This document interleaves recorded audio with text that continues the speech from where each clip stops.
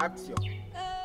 Elia, Elia, Elia. Bonjour peuple de Dieu, que la grâce de notre Seigneur Jésus soit notre partage à tous, à vous comme à moi, vous qui m'écoutez. C'est le prophète Daniel Bokam. J'ai été appelé au service de notre Seigneur parce que mon histoire, je dois te la raconter, afin que tu saches que je ne suis pas anodin ou que je ne me suis pas levé un matin parce que j'ai trop aimé le Christ. Non, je n'ai pas aimé le Christ. Je n'ai jamais souhaité même. Tout ce que je fais aussi aujourd'hui m'a été imposé. Pourquoi? Parce que le Christ m'a appelé, je n'avais que 8 ans. Je suis issu d'une fratrie de 8 enfants. Et s'il fallait regarder quelqu'un, s'il fallait être dans la norme de la sélection, jamais je n'aurais été appelé le Christ.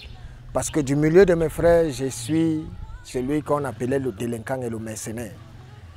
Mais le Christ m'a appelé. Et lorsqu'il m'a appelé, c'est allé dans tous les sens. Beaucoup ont dit c'est la sorcellerie. Et lorsque je grandirai, ça finira seul. Beaucoup ont dit non, c'est de la divination, c'est de la magie, c'est ci ou ça. Jusqu'à aujourd'hui, on me prête même toujours des gros mots. Je suis un rosicrucien, je suis un franc-maçon. Je voudrais dire à tout cela, j'accepte avec plaisir tous les titres que vous me donnez. Parce que le Christ, vous ne l'avez pas raté. Et si vous ne me ratez pas, où est le problème? Je m'en fous. Mais ce que je sais qui je suis. Je suis serviteur de Dieu. Je suis serviteur de Christ. Et pour ce faire, ce n'est pas moi qui dois vous prouver cela. Si c'est Christ qui m'a réellement envoyé, alors il va le démontrer, il va vous le prouver. Il mettra la différence. Parce que quand je me tiens devant de vous, ce n'est pas que je m'attends à ce que vous m'applaudissiez. Ce n'est pas que je m'attends à ce que vous veniez avec des félicitations. Non, non, pas du tout. Je suis en mission. Et j'ai rempli ma part de mission. Parce que ce que vous ne savez pas, c'est qu'il m'a juste confié une mission. Va le dire. Mais ne t'attends pas à ce qu'ils y croient. Parce qu'à moi-même, ils n'ont pas cru. Le Christ m'a mandaté comme ça. Et c'est pour ça que je suis au-devant de vous. Et si je suis au-devant de vous aujourd'hui encore, je vais soulever un sujet qui prête à confusion. L'Église. L'Église, d'après l'entendement humain, je vois souvent quand le jour du sabbat arrive, tout le monde va sortir son plus beau vêtement. Il se rend à l'église. Il se rend à l'église. Quand tu demandes à quelqu'un, tu vas où? Non, je vais à l'église. Quand tu demandes à quelqu'un, bon, tu es en train de faire quoi? Non, je m'avais prié à l'église. Alors aujourd'hui, peuple de Dieu, je voudrais que vous sachiez que l'église, ce n'est pas des bâtisses de pierre et de bois où vous y allez là tous les jours. Ce n'est pas l'église. Dorénavant, je souhaiterais que quand vous voulez vous rendre dans ces endroits, vous disiez, je vais dans des bâtisses. Je m'en vais une bâtisse parce que c'est là-bas. L'église selon Christ. Et il y a l'église selon Christ, il y a l'église selon les hommes. L'église selon les hommes, je commence par là, c'est des bâtisses de pierre et de bois. C'est là-bas que tout le monde sait que quand je vais là-bas dans des bâtisses de pierre et de bois, je m'en vais chercher la face de Dieu. Je m'en vais à la rencontre de Dieu. Je m'en vais parce que le Seigneur habite là-bas. Et beaucoup y vont. Et dès que des uns et des autres entrent, ils sont là-bas, ils se sentent en sécurité. Or, vous ne savez même pas que l'église aujourd'hui est devenue très dangereuse. L'église est devenue très dangereuse. L'église même a toujours été dangereuse. Ce n'est pas seulement qu'aujourd'hui, parce que c'est l'église et les chrétiens qui ont tué le Christ. J'espère que nous savons tout cela. Parce que quand vous entendez souvent parler des docteurs de la loi, c'était des grands savants des saintes écritures. Les docteurs de la loi que vous entendez là, ils maîtrisaient les saintes écritures et la loi de Moïse. Quand vous entendez parler des principaux sacrificateurs, des souverains sacrificateurs, c'était des gens capés dans l'histoire de Dieu. Mais ils ont eu en face d'eux un jeune qui vient et leur dit, je suis Dieu. Mais pourtant, dans les saintes écritures qu'ils méditent, il est écrit que le Dieu enverra son fils. Et eux, ils n'ont pas vu Dieu. Les gens ont vu Dieu hors de l'église. Mais les gens de l'église n'ont pas vu Dieu. Ils avaient Dieu, mais c'est plutôt ceux qui n'étaient pas à l'église qui ont vu Dieu. Or, ceux qui étaient à l'église n'ont pas vu Dieu. Ceux qui étaient où? Dans des bâtisses de pierre et de bois. n'ont pas vu Dieu, mais ceux qui n'étaient pas ont vu Dieu. Vous savez pourquoi? Alors l'Église selon le Christ, qu'est-ce que Dieu a dit? Dieu a dit, et le Christ a confirmé, mon Père n'habite pas des bâtisses de pierre et de bois, des œuvres faites de la main des hommes. Mais mon Père habite dans le cœur des hommes. Voilà où se trouve l'Église. L'Église, c'est dans ton cœur. C'est dans nous que Dieu bâtit. C'est au fond de nous que Dieu a déposé l'Église. Mais il y a eu une incompréhension parce que quand le Christ dit à Pierre, tu es Pierre, et sur cette pierre, je bâtirai mon Église. Il y a eu les chrétiens qui ont fait la revendication et d'aucuns ont dit, ok, comme c'est que le Christ a dit ça, ça veut dire que Pierre est le premier à être soit pape et ça veut dire que tous les descendants qui viendront après Pierre seront des papes, seront des si. Parce que Christ a dit à Pierre, tu es Pierre et sur cette pierre, je bâtirai mon Église. Mais est-ce que c'est de ça que le Christ parlait? Quand le Christ dit à Pierre, tu es Pierre, et sur cette pierre, je bâtirai mon Église, il voulait tout simplement dire à Pierre que tu es Pierre. À ce moment précis, ton cœur est incrédule. À ce moment précis, ton cœur est ingrat.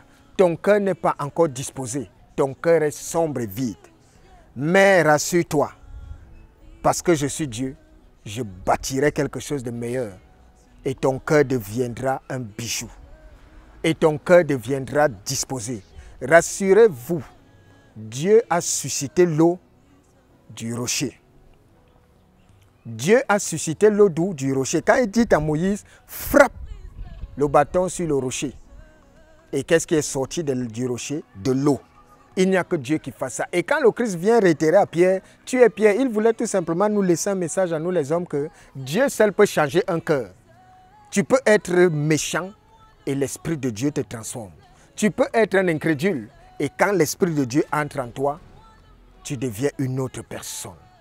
N'allez pas saturer les bâtisses de pierre et de bois parce que beaucoup y vont mais sont des incrédules. Il y en a qui entrent là-bas qui sont incrédules. Le premier point où on trouve Dieu, ce n'est pas dans des bâtisses de pierre. Dieu est dans le cœur. Dieu doit habiter en chacun de nous. Dieu doit être dans ton cœur. Tu peux aller dans des bâtisses de pierre, tu ne rencontres pas Dieu. Mais tu rencontreras toujours Dieu dans le cœur des hommes. Et lorsque Dieu n'habite pas dans ton cœur, à quoi cela te sert d'aller soit dans des bâtisses de pierre? Parce que beaucoup font donc ça, et c'est tout cela qui s'appelle des chrétiens, qui sont dans la contradiction. L'Église n'est pas les bâtisses de pierre, l'Église c'est chacun de nous. Parce que Dieu ne réside pas dans ces bâtisses-là, mais Dieu réside dans nos cœurs. Dieu transforme et il prend ce qu'il y a de méchant en nous et il sort le meilleur. Son Église, c'est d'abord dans le cœur. Vous savez ce qu'il faut pour aimer Dieu? Vous savez ce qu'il faut pour servir Dieu? Il faut d'abord l'aimer. Il faut d'abord l'accepter. Et pour l'accepter, ce n'est pas selon notre entendement. Il faudrait qu'une force supérieure s'accapare de toi et te convainc que Christ est ressuscité. Regardez l'histoire de Paul. Lorsque Paul a décidé qu'il va détruire le christianisme, il y a mis... Est-ce que Paul, c'était un païen? Paul était quelqu'un qui a fait l'étude et l'école de Gamaël, docteur de la loi. Ça veut dire que Paul maîtrisait la loi. Et pendant qu'il maîtrisait la loi, il croyait qu'il rendait service à Dieu en combattant une secte qu'on appelait le christianisme. Ce n'est pas qu'il détestait Christ, non, mais il se disait qu'il va anéantir cette secte-là, parce qu'il y en avait plusieurs qui venaient. Mais cependant, il se retrouve buté. Son cœur est noir d'amertume contre le christianisme. Et qu'est-ce que Dieu a fait? Dieu a bâti son église dans le cœur de Paul. Pour que Paul devienne ce qu'il était, il a fallu que Dieu touche ce cœur incrédule et noir. Et dès que Dieu a touché le cœur de Paul, Paul a commencé à manifester l'évangile de Christ. Et ça lui a valu d'ailleurs des tentatives de meurtre. Pourquoi? Parce que ceux qui l'ont mandaté hier, qu'ils détruisent le christianisme, l'ont vu. Il arrive maintenant et commence à leur dire Jésus-Christ est Seigneur. Vous voyez comment c'est regardé, mais on t'envoie de finir quelqu'un, tu viens nous prêcher. Donc, peuple de Dieu, il y a beaucoup de choses à faire, hein? Il y a beaucoup à dire. Il y a beaucoup à révéler parce que ça va souvent dans tous les sens. Il ne te sert à rien de courir, d'aller dans des baptêmes de pierre tant que ton cœur n'est pas disposé à servir Dieu. Les gens se lèvent aujourd'hui, se baptisent à gauche, à droite, alors qu'ils ne sont même pas disposés à servir Dieu. Les gens se lèvent et pensent que l'endroit où je me trouve en sécurité, c'est quand je vais courir à l'église. Et pourtant, toi-même, tu es une église. C'est parce que tu ne sais pas qui tu es. Christ a dit, je bâtis mon église dans le cœur des hommes. Dieu n'habite pas des bâtisses de pierre et de bois. Dieu habite en chacun de nous. Soulève la pierre et tu me trouveras. Regarde à côté de toi et tu me verras. Et pour voir Dieu, quand l'Esprit de Dieu est en toi, tu deviens automatiquement humble. Tu deviens automatiquement amour. Tu deviens automatiquement tolérant. Tu deviens automatiquement patient. Ce sont les vertus du Saint-Esprit. Mais tu ne peux pas prétendre être au service de Dieu quand tu ne manifestes pas les dons du Saint-Esprit qui rassemblent tout cela. Alors, à partir de ce jour, je t'exhorte à marquer un temps d'arrêt et à regarder tout autour de toi. Tu comprendras que tu es dans l'erreur. L'église n'est pas la bâtisse de pierre. La première église, selon le Christ, c'est dans chacun de nous. Quand Dieu dit à Pierre, je bâtirai, il ne voulait pas dire que c'est une bâtisse de pierre et de bois. Il disait à Pierre que tu es incrédule. Mais ce n'est pas un problème parce que de par cette incrédulité, je transformerai ça et tu deviendras ce que Pierre a été. Que le Seigneur nous bénisse, que sa parole nous bénisse, que sa volonté soit notre partage, que son amour soit tout autour de nous et que surtout, sa faveur nous accompagne. N'oubliez pas, je suis disposé à répondre à toutes vos préoccupations. Le numéro qui s'affiche au bas de l'écran, cliquez et partagez pour que nous communions et que la gloire et la main de Dieu soient notre partage au nom puissant de Jésus. Amen.